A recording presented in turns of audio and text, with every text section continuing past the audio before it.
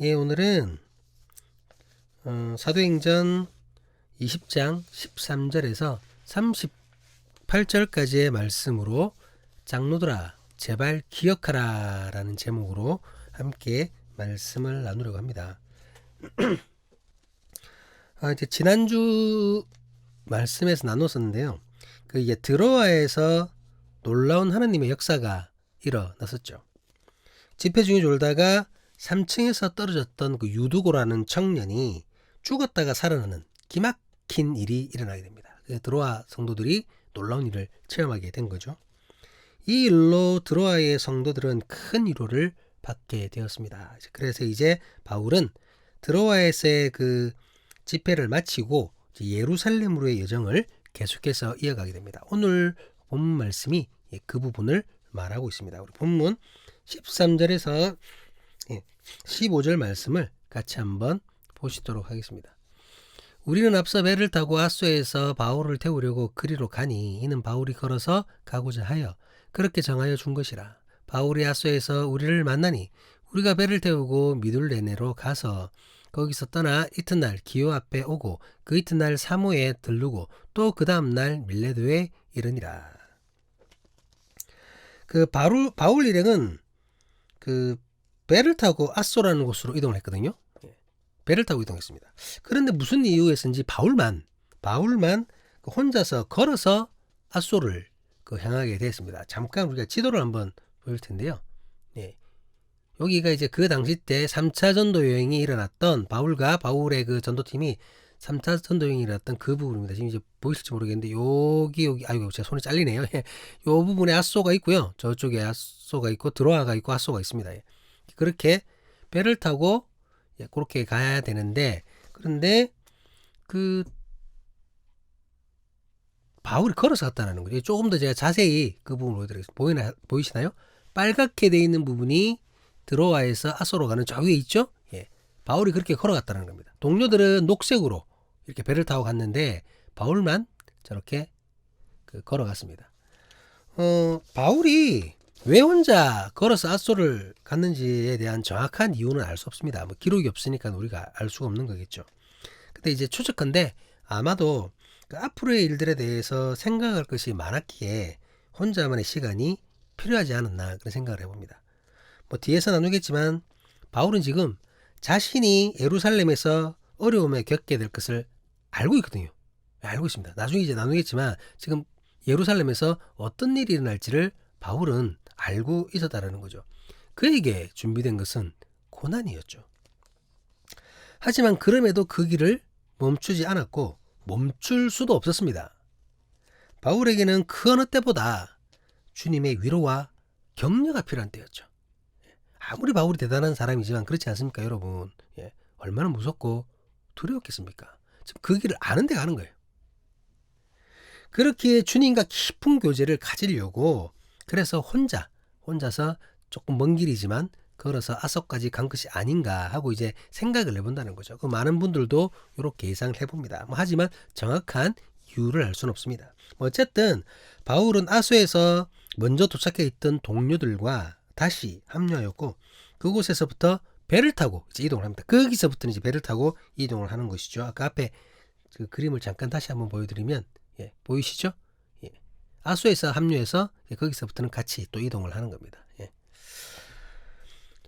그들은 미둘레네를 거쳐서 이제 기오와 사모를 지나 밀레도를 이르게 됩니다. 바울은 최대한 빨리 예루살렘으로 이제 이동을 하려고 합니다. 본문 16절 말씀입니다. 바울이 아시아에서 지체하지 않기 위하여 에베소를 지나 배 타고 가기로 작정하였으니 이는 될 수 있는 대로 오순절 안에 예루살렘에 이르려고 급히 가미르라. 원래는 여러분 6월절에 예루살렘에 가려고 했었잖아요. 6월절에 예루살렘에 가려고 했는데 유대인들의 방해 때문에 시간을 맞추지 못했죠. 가지를 못했습니다. 그래서 이번에는 꼭 오순절에 맞춰서 그 전에 예루살렘에 가고자 했던 것이죠. 그렇기 위해서는 에베소에 들르지 않고 에베소를 지나가는 길임에도 불구하고 들르지 않고 그냥 지나가려고 했던 것입니다. 그런데 이제 에베소 교회는 바울이 전도했던 많은 교회 중에서도 특별한 곳이잖아요. 특별한 곳입니다. 바울이 3년이나 그곳에 있었지 않습니까? 가장 긴 시간을 머물렀고 하나님의 역사도 많이 일어났던 곳입니다. 이 두란노 서원에서 수많은 제자들과 함께 매일매일 말씀을 나누었던 곳이 바로 에베소입니다. 그렇게 그냥 지나쳐 버릴 수가 없었던 것이죠. 그래서 바울은 자신이 에베소에 가지 않는 대신 에베소 교회의 장로들에게 자신이 있는 곳으로 와주기를 청하게 됩니다. 본문 17절 말씀입니다. 바울이 밀레도에서 사람을 에베소로 보내어 교회 장로들을 청하니, 그 에베소에서 밀레도까지는 하룻밤 길 정도밖에 안 된다고 합니다. 아까 앞에 봤던 그 지도에도 보면 에베소와 밀레도는 굉장히 가까운 그림을 알 수 있죠. 그 바울은 에베소 교회에 특별히 장로들에게 전하고자 하는 메시지가 있었던 것이죠. 그래서 장로들을 불러서 그들에게 마지막 메시지를 전하려고 했던 것입니다. 여러분, 당시에 장로라고 표현되어 있는, 성경의 장로라고 표현되어 있는 이 분들은 그 오늘날 장로교회의 장로가 아닙니다, 여러분. 그 조금 다른 개념인데, 그 장로, 그리고 또 뒤에는 감독이라는 말도 나오거든요. 또 우리가 목자라는 말도 사용하잖아요. 다 같은 말입니다. 장로와 감독과 목자가 다 같은 의미로 사용되었죠. 이들은 교회의 지도자를 의미합니다. 지금으로 치면 목회자가 되는 것이죠. 그러니까 바울은 에베소 교회의 지도자들에게 마지막 설교를 전하려고 했던 것입니다. 우리 본문 18절 19절 말씀입니다. 오매 그들에게 말하되 아시아에 들어온 첫날부터 지금까지 내가 항상 여러분 가운데서 어떻게 행하였는지를 여러분도 아는 바니 곧 모든 겸손과 눈물이며 유대인의 관계로 말미암아 당한 시험을 참고 주를 섬긴 것과. 바울은 먼저 에베소 장로들에게 자신이 에베소에서 어떤 모습으로 사역했는지를 상기시킵니다. 장로들은, 지금 불러 모은 장로들은 바울이 처음부터 에베소에 들어가서 그곳에서 떠날 때까지 어떻게 사역했는지를 지켜보았던 사람입니다. 그러니까 가장 먼저 에베소에서 주님을 믿게 되었거나 아니면 다른 곳에서부터 먼저 믿었던 사람들, 그 사람들이 주축이 되어서 교회를 형성했을 거 아니에요. 그들이 장로가 된 거죠. 그들이 장로가 된 겁니다. 그렇기 때문에 바울의 처음 모습부터 떠날 때까지의 모습을 다 봤다라는 겁니다. 너무나 잘 알고 있다는 거죠. 바울이 어려움 중에도 겸손하게 눈물로 고난을 참으며 주님을 섬겼던 모습을 이들은 잘 알고 있었습니다. 바울이 최선을 다해 복음을 전했던 그 모습을 그들이 잘 알고 있다는 거죠. 본문 20절 21절에 바울은 또 이렇게 얘기합니다. 유익한 것은 무엇이든지 공중 앞에서나 각 집에서나 거리낌 없이 여러분에게 전하여 가르치고 유대인과 헬라인들에게 하나님께 대한 회개와 우리 주 예수 그리스도께 대한 믿음을 증언한 것이라. 바울은 복음이 전파되는 것과 성도들의 믿음이 성장하는 것에 도움이 되는 것이라면 최선을 다해서 그것을 행하였고 전파했습니다. 그 대상이 유대인이든 헬라인이든 이방인이든 누구에게라도 여러분 기회만 주어진다면 열심히 그리스도를 증거했다는 거죠. 조금도 자신은 게으름을 피우지 않았다는 겁니다. 복음 전함에 있어서, 말씀을 가르침에 있어서 단 한치의 게으름도 부리지 않았다는 거죠. 장로들에게 이 모든 것들을 기억하라고 얘기합니다. 너희가 다 받지 않느냐? 알고 있지 않느냐? 상기시키면서 기억하라.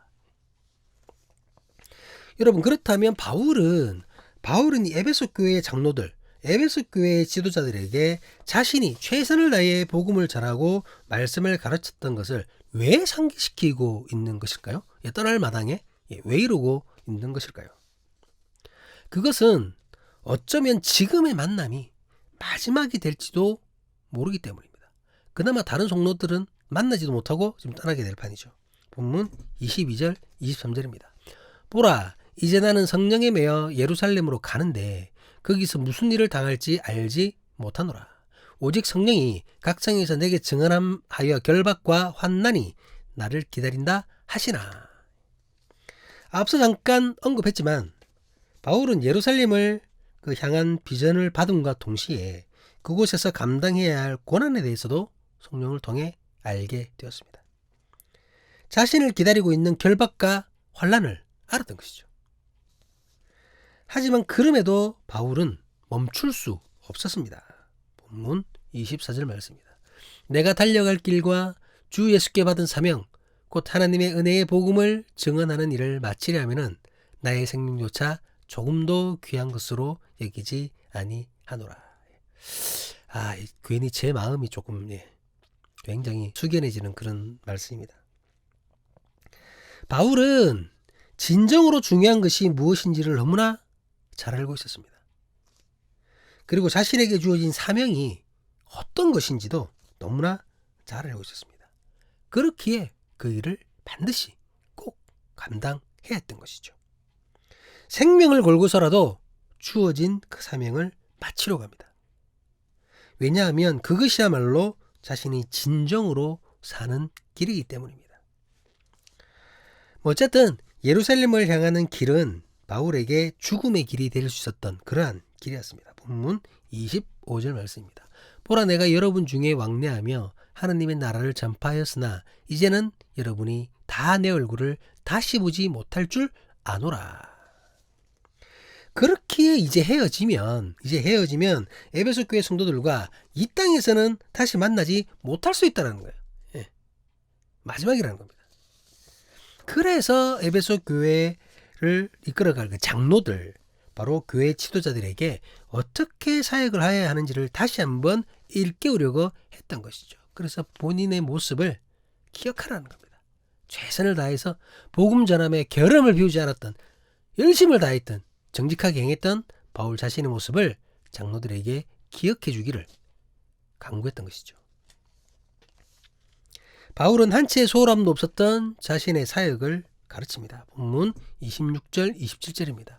그러므로 오늘 여러분에게 증언하거니와 모든 사람의 피에 대하여 내가 깨끗하니 이는 내가 거리지 않고 하나님의 뜻을 다 여러분에게 전하였습니다. 바울은 만나는 모든 이들에게 기회가 닿는 대로 최선을 다해 그리스도를 증거했습니다. 그리고 그것으로 사역자로서의 그 소임을 다한 것이죠. 그 복음을 듣고 받아들이느냐 거부하느냐는 전한 자가 아닌 들은 자의 몫입니다. 그리고 그들이 변화되고 자라게 되는 것은 하나님의 영역인 것이죠. 기억나십니까? 바울은 고린도전서에서 이제 이렇게 고백을 합니다. 고린도전서 3장 5절 6절 말씀인데요. 그런즉 아볼로는 무엇이며 바울은 무엇이냐? 그들은 주께서 각각 주신 대로 너희에게 하여금 믿게 한 사역자들이니라. 나는 심었고 아볼로는 물을 주었으되 오직 하나님께서 자라나게 하셨나니. 사역자로서의 소임에 최선을 다했기 때문에 바울은 당당할 수 있었습니다. 심었다라는 거죠. 씨를 뿌리고 심는 것에 한치의 게으름도 없었습니다. 최선을 다해 심었습니다. 잘 좋은 흙을 이렇게 잘 갈아서. 바울이 전하는 복음을 거부한 자들은 그에 관해서는 이제 스스로 책임을 져야 된다는 거죠. 혹시라도 그 영혼이 죽어서 지옥에 떨어진다 할지라도 바울은 할 일을 다 한 거예요. 그 복음을 받아들이지 않는 그 사람의 몫이라는 겁니다. 그렇기 때문에 바울에게는 피에 대한, 어떤 사람의 피에 대해서도 책임이 없다라고 바울이 고백을 했던 것입니다. 이렇게 사역자, 지도자의 소임에 관해 설명한 바울은 그들에게 스스로 조심해야 할 것을 경고합니다. 본문 28절 말씀입니다.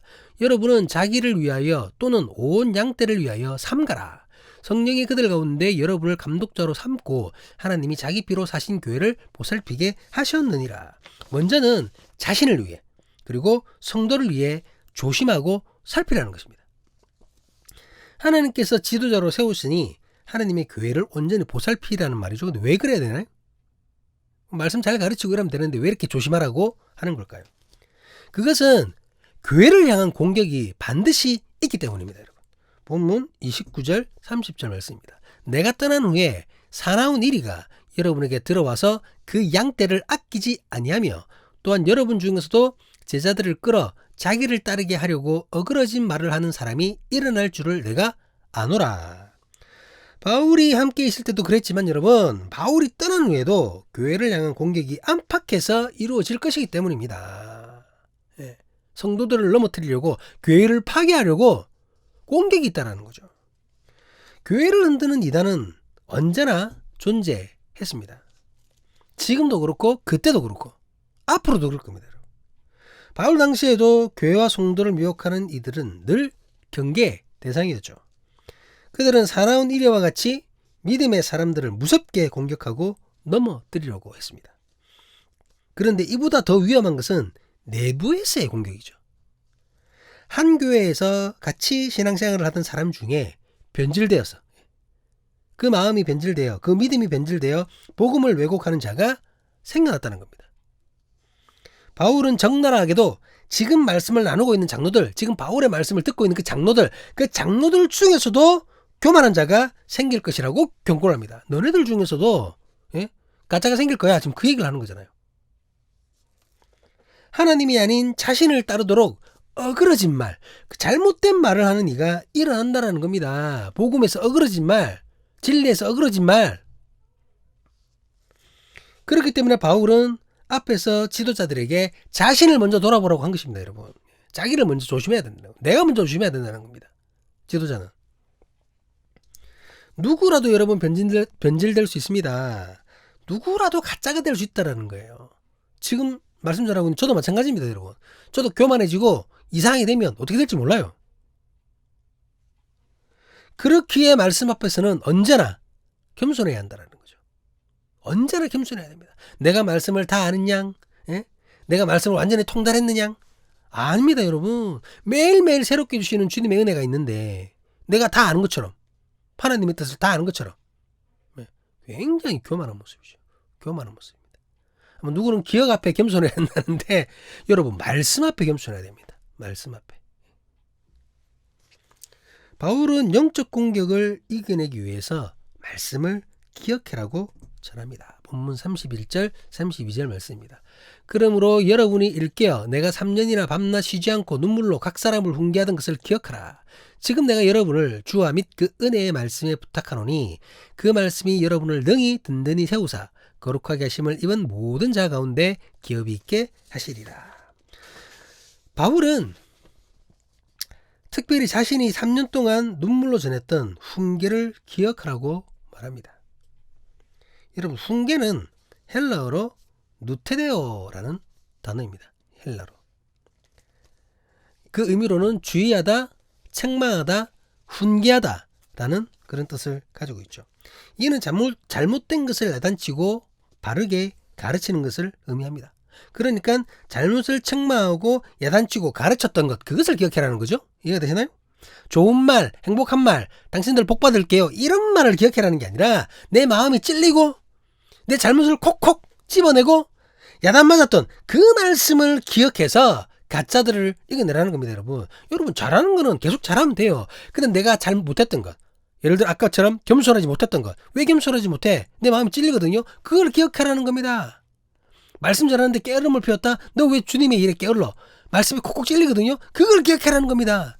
내가 교만했다가 주님의 말씀 앞에서 깨어름을 피웠다가 사단들에게, 가짜들에게 자빠질 수 있다는 거죠. 그러니까 그것을 기억하라는 겁니다. 그 훈계를 기억하라는 겁니다. 그것을 기억하고 유혹을 이겨내라는 겁니다. 오직 주의 말씀만이 성도를 시험에서 지킬 수 있음을 바울은 이렇게 고백을 하고 있는 것이죠. 바울은 물질에 대해서도 자신을 본받으라고 전합니다. 본문 33절에서 35절까지 말씀입니다. 내가 아무의 은이나 금이나 의복을 탐하지 아니하였고 여러분이 아는 바와 같이 이 손으로 나와 내 동행들이 쓰는 것을 충당하여 범사에 여러분에게 모분을 보여준 바와 같이 수고하여 약한 사람들을 돕고 또 주 예수께서 친히 말씀하신 바 주는 것이 받는 것보다 복이 있다 하심을 기억하여야 할지니라. 바울은 욕심 부리지 않았습니다. 성도들에게 대접받으려고 하지도 않았습니다. 오히려 스스로 재정을 충당하였으며 거기다가 약한 자, 가난한 자를 돕기까지 했습니다. 바울은 자신이 그랬던 것처럼 에베소 교회의 교회 지도자들이 욕심내지 않고 먼저 섬겨야 함을 가르치고 있는 것입니다. 여러분, 물론 복음을 위해서 일하는 자가 그 수고와 대가를 받는 것이 잘못된 것은 아니에요. 그게 잘못됐다는 얘기가 아닙니다. 여러분, 당연히 그분들에게 여러분 그 교회 헌금으로 도와드려야 되는 거죠. 그 일에 전념을 하고 있으니까. 근데 이제 그때 상황에서 봤을 때에 대적자들은 치사하게 공격할 수 있다는 겁니다. 그런 걸 가지고 그들에게 그 어떤 공격의 빌미도 주지 않도록 조심하라는 거죠. 교회 지도자들에게.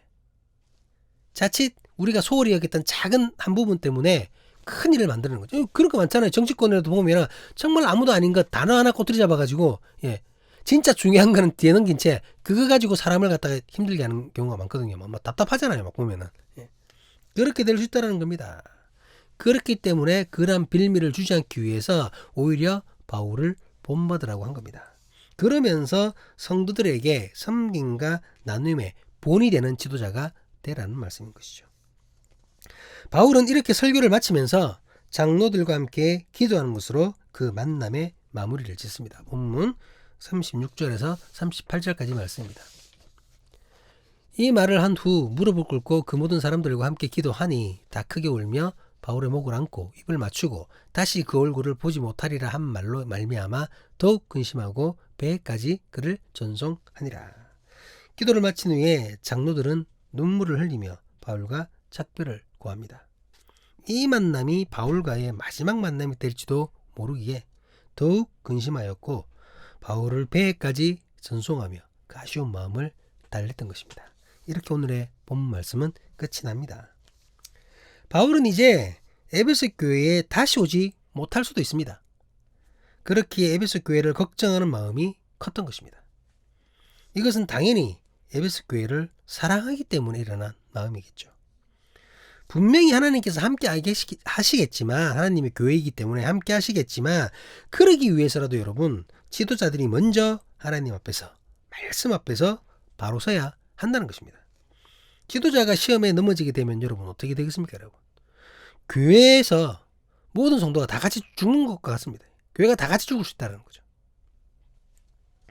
그래서 바울은 에베소의 성도들을 불러서 에베소의 장로들을 불러서 그들에게 지도자의 올바른 모습을 가르쳤던 것입니다. 그 세부적으로는 차이가 있을 수 있겠지만 큰 틀에서 바울의 메시지는 오늘날 교회의 지도자들도 진중하게 들어야 할 중요한 말씀입니다. 특히 장로들을 향해 그들 중에서 자기들을 따르게 하려고 어그러진 말을 하는 사람들이 일어나게 될 것이라는 경고를 우리가 뼈아프게 들어야 된다는 거죠. 그러니까 장로들 중에서 교만해져서 자기를 따르게 하기 위해 어그러진 말을 할 사람이 생겨난다고 바울이 얘기했잖아요. 지금 이 말씀을 듣고 있는 이 장로들 중에 그 말씀을 우리가 깊이 들어야 된다는 겁니다. 오늘날 우리가 그 말씀을 깊이 들어야 됩니다. 현재 한국 교회에는 너무 많은 지도자들이 목사라는 작자들이 자기를 따르게 하려고 실제로 어그러진 말을 떠들어대고 있습니다. 이러고 있습니다. 여러분. 참으로 통탄할 노릇입니다. 가짜들의 어그러진 말에 미혹되어 성도들마저 말씀 안에서 옳고 그름을 판단하지 못하는 경우를 보면 너무나 안타깝기 그지였습니다. 아니, 말씀을 읽는다는 사람들이 말씀에 빗대어도 말도 안 되는 소리들을 틀린 말들을 여러분 구분을 못하는 거예요. 분별하지 못한다는 겁니다. 이미 미혹돼가지고. 얼마 전에 제가 어떤 영상을 봤는데요. 세습이 잘못되었다고 그렇게 얘기하니까 그 교회 성도들이 당신은 10만 명 모이는 교회 만들 수 있어 막 이렇게 얘기하고 있습니다. 아니 지금 10만 명이 모이고 말고 무슨 상관입니까 여러분? 세습이 잘못됐다는데. 학력을 속이고 불법을 저질렀다고 하니까 당신은 서초구에 이렇게 큰 예배당을 지을 수 있냐면 또 삿대질을 합니다. 아니 지금 그게 무슨 상관입니까? 예? 목회자가 거짓말을 했다는데 그렇게 따지면 이만희도 여러분 10만 명 넘게 모았는데 그 사람도 진짜겠네요? 어느샌가 그들에게는 참과 거짓의 기준이 말씀이 아니라 많은 성도 큰 건물이 되어버렸습니다. 하나님께서 그들을 불쌍히 여기시기를 간절히 기도합니다. 자신의 생명을 바쳐서라도 주께서 보이신 고난의 길을 포기하지 않았던 바울을 그들이 기억할 수 있기를 간절히 기도합니다. 제자들을 향해 좁은 문과 좁은 길을 전하신 그 주님의 말씀이 기억나기를 간절히 기도합니다. 무엇보다 실제로 좁은 문으로 들어가시고 좁은 길을 걸으신 우리의 구원자 예수 그리스도를 기억하실 수 있기를, 변절된 자들의 어그러진 말에도 미혹되지 않기 위해 말씀으로 무장하는 나를 찌르는 주님의 훈계를 기쁘게 받아들여서 달콤한 말로 미혹하며 나를 죽이려는 그 가짜들의 어그러진 말을 가볍게 이겨낼 수 있는 사람교회 신앙 공동체, 오늘도 신령과 진정으로 예배하는 예배 공동체가 될 수 있기를 주님의 이름으로 간절히 간구합니다. 기도하시겠습니다. 아멘, 아멘, 아멘.